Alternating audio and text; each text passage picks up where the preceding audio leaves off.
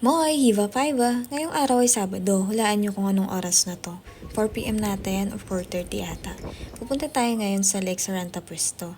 Nag-text kasi ang isa nating ating kabayan na nag-aaya ng picnic. Nayaman kami dahil tayong kapal lang ng mukha ang dala namin.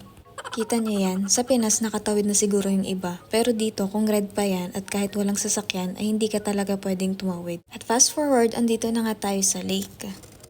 Mabalik tayo kay ating kabayan.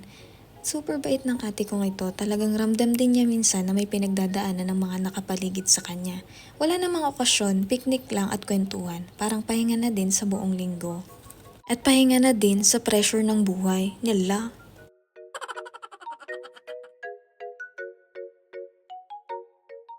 Nag-prepare lang kami dito, tsaka kumain na din. Grabe, ang sarap ng pansit, luto ni kuya. At in fairness, kahit alternative ingredients lang yung mga ginamit niya, ay lasang pansit Pinas pa rin talaga, the best. And super sarap din ng cupcake na bake ni AA. Banana muffin ata yun. Pasensya na, nakikain lang kasi. Super thankful kami na may mga kagaya nila na nakilala namin dito. Kahit na hindi pa ganun katagal yung naging samahan namin, ay talagang naging warm yung pag-welcome nila sa amin. At dahil dyan, salamat! Dito, tamang tawa lang dahil nag-uunan sila sa pagkuha ng bote. Dito kasi bote is life. Normal na lang sa kanilang pagkuha kahit nasa basurahan pa. Dahil sayang may halaga din kasi yun.